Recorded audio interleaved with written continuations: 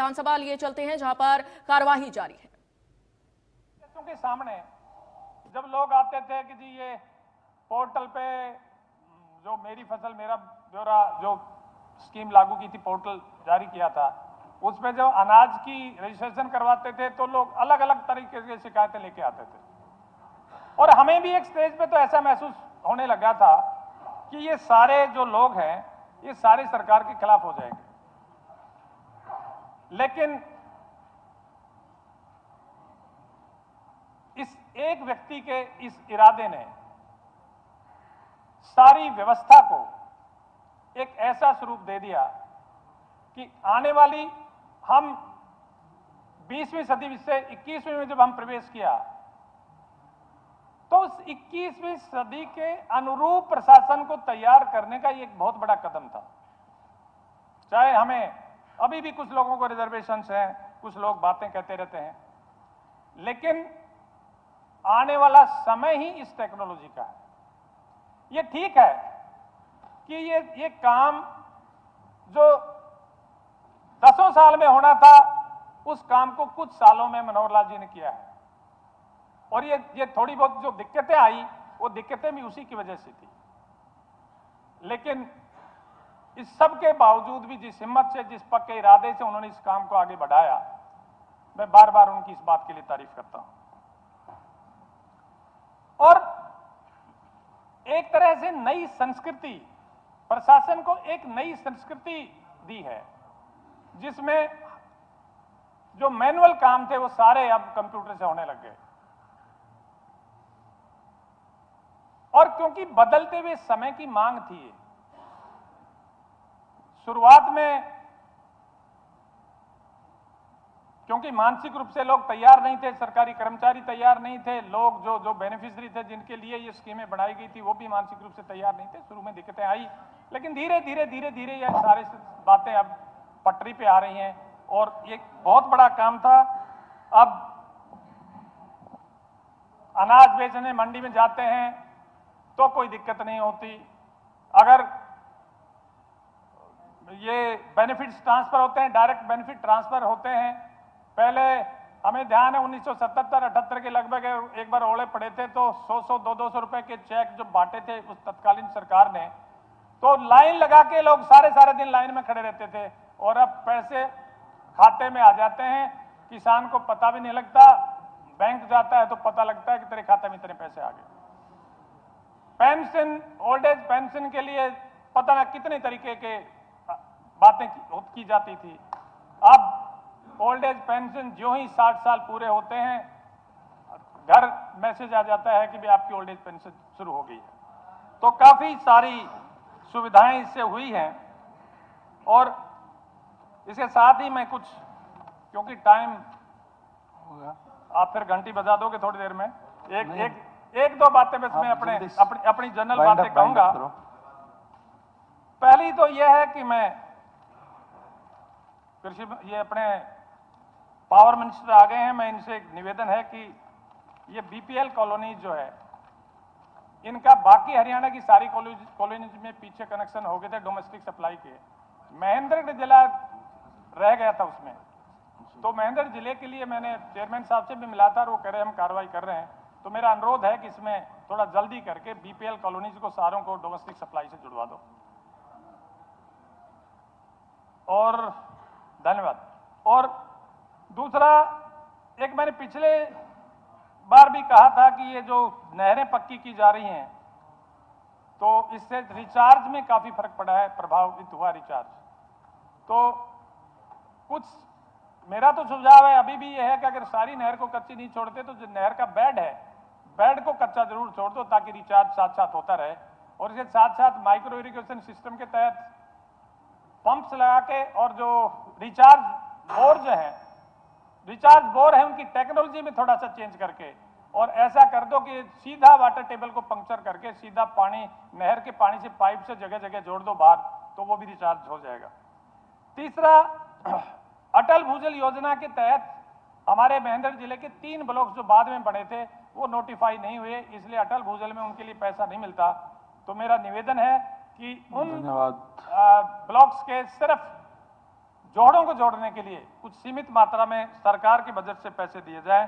और अंतिम बात यह है कि ये कई कर्मचारी जो लंबे समय से टेम्परेरी कॉन्ट्रैक्ट पे टेम्परेरी चल रहे हैं या अस्थायी चल रहे हैं, जो लंबा समय 10 साल से ज़्यादा जिन लोगों को हो गया, तो जो सुप्रीम कोर्ट का जजमेंट है उमा देवी के केस में, उसमें भी 10 साल के बाद में सैंक्शन पोस्ट के अगेंस्ट रेगुलाइज करने का प्रोविजन है। तो मेरा निवेदन है कि जैसे कॉलेज में कंप्यूटर टीचर्स हैं, तहसील्स में कंप्यूटर्स के लोग लगे हुए हैं, इन सबको भी धन्यवाद श्री रणधीर गोलन जी। धन्यवाद। जय हिंद। धन्यवाद उपाध्यक्ष महोदय, आपने राज्यपाल के अभिभाषण पर बोलने का अवसर दिया और राज्यपाल जी ने जो अपने भाषण में बात रखी, हरियाणा सरकार की उपलब्धियां, और माननीय मुख्यमंत्री जी ने जब 2014 में मुख्यमंत्री बने थे एक योजना मेरिट के आधार पर नौकरी देने का काम की शुरुआत की थी और उसके आज एक अच्छे परिणाम प्रदेश की जनता के सामने है और लोगों ने कहना शुरू कर दिया कि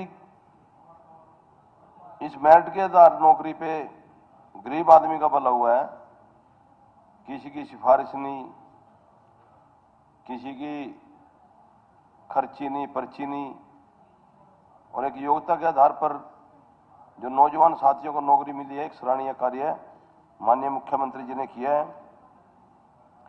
और जहां तक डेवलपमेंट की बात है, पूरे हरियाणा में तो हो रही है। मैं तो अपनी विधानसभा का जिक्र करूंगा कि आज मेरी विधानसभा में धेरुडू गांव के अंदर एक नर्सिंग कॉलेज बन रहे हैं,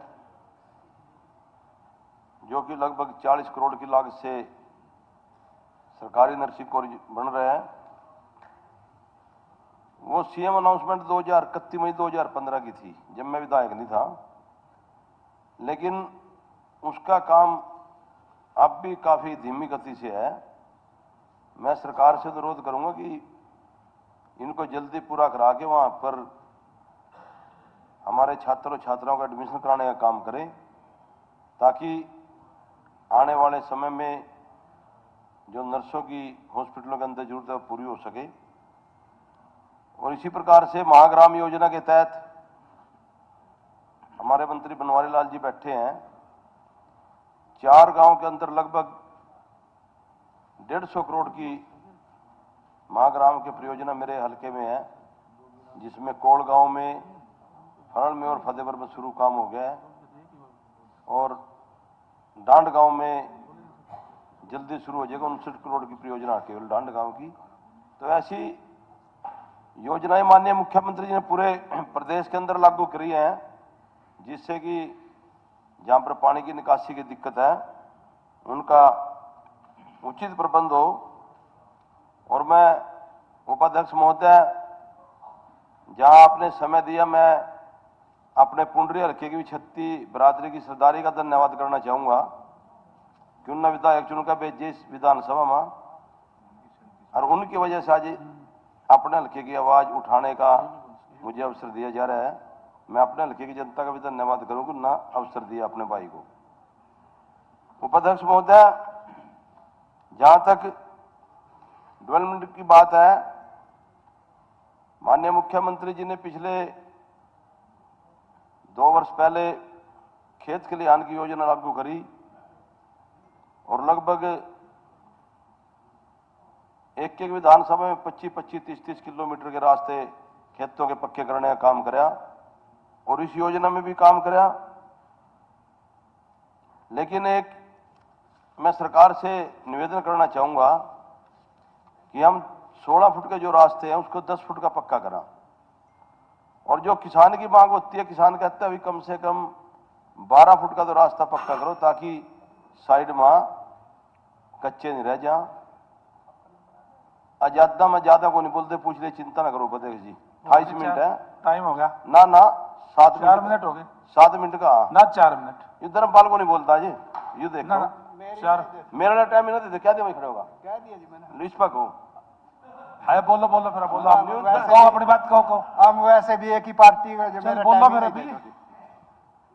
देता। और आधा आधा घंटा आज आधा की बारियां बोले टाइम हो लिया जी। सरकार का समर्थन कर रहे उपाध्यक्ष मुद्दा है, मानना भी दे दे करो। बोलो फिर हो जाएगा टाइम। उसमें तो नहीं विपक्ष की तरह तो नहीं भूमिका निभा, अभी टाइम हो लिया। तो उपाध्यक्ष मुद्दा मैं कहना चाहूंगा कि माननीय मुख्यमंत्री जी ने सड़कों के 25-25 करोड़ दिए। अभी बिशन लाल जी सैनी बाहर बैठे थे, बोले मेरे हमारे तो आए नहीं। मैं कहा भाई तुम हिम्मत करो ले जाओ, मेरे तो मैं 50 करोड़ डाल दिए, मैं तो दूसरे भी लेकर करागा। बोले हमारे नहीं आए। मैं फाइल ठाका घूमे करो, अफसरा के पीछे आ जाएंगे थारे भी। तो इस करके जो यहाँ योजनाएं हैं माननीय मुख्यमंत्री की, बिना भेदभाव के विपक्ष ने भी दे रहे, सत्ता पक्ष ने भी दे रहे, अच्छी बात है। और उपाध्यक्ष महोदय मैं कहना चाहूंगा कि जो फ्लड के माध्यम से सरकार की योजना इरिगेशन डिपार्टमेंट की, मेरे इलाके में बहुत गांवों में फसल बर्बाद हुई थी। उदाहरण के तौर पर डीग गांव में हर साल हजारों एकड़ जमीन हमारी बर्बाद हुआ। उसमें 2 योजनाएं हमने पास करवाई, एक में काम भी हो गया। इसी प्रकार से अपड़ी में, दुसैन में, फड़ में, टीक में, ब्रोट, पिलनी, पावल और पाई, इनकी भी इस नए बजट में माननीय मुख्यमंत्री जी ने हमारे पैसे मंजूर करे ताकि किसान का भला हो सका। क्योंकि आज किसान की हालात इतनी नाजुक है कि एक फसल बर्बाद हो जो किसान की, क्यों हम तो खुद खेती बाड़ी करा, उन्हें 4-5 साल सोधी नहीं आती, कर्ज बंद हो जा।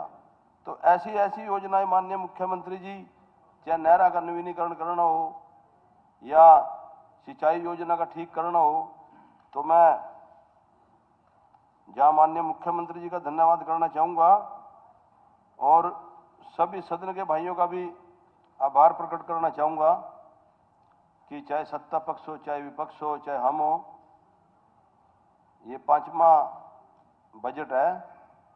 हमारे को तो पूरा सहयोग मिला दोनों पक्षों की तरफ से। मैं पूरे सदन का भी आभार प्रकट करना चाहता हूं। धन्यवाद। जय हिंद, जय भारत। धन्यवाद। श्री कुलदीप वत्स जी। धन्यवाद स्पीकर सर। जो आज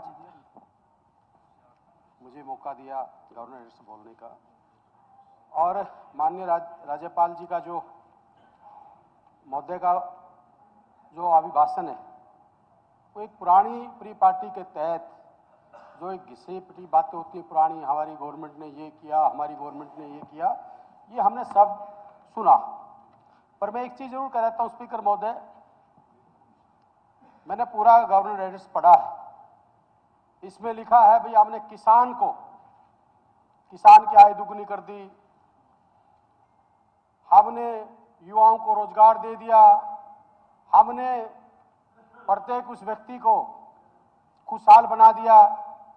मैं आपसे कहना चाहता हूं, आज ना इस प्रदेश में किसान जो है, हमारा किसान है ना, किसान गरीब की कमाई है किसान की, ना स्कूल में बच्चों की पढ़ाई है, ना अस्पतालों में मरीजों के लिए दवाई है, ना अस्पतालों में डॉक्टर हैं, ना दफ्तरों में ईमानदारी की जो बात करते हैं, ना दफ्तरों में ईमानदारी की सच्चाई है। अगर कुछ है तो सिर्फ बेरोजगारी, भ्रष्टाचार और महंगाई है। ये आज इस प्रदेश की सरकार का है। ये सरकार कमीशन फॉर सिलेक्शन वाली सरकार है। इनके बड़े साहब चुनावी समय में आएंगे, दिल्ली से आएंगे और आते ही वादों का गुब्बारा छोड़ जाएंगे। ज्ञान के आधार पर गरीब युवाओं को, अन्नदाताओं को, नारियों को उत्थान की बात करेंगे।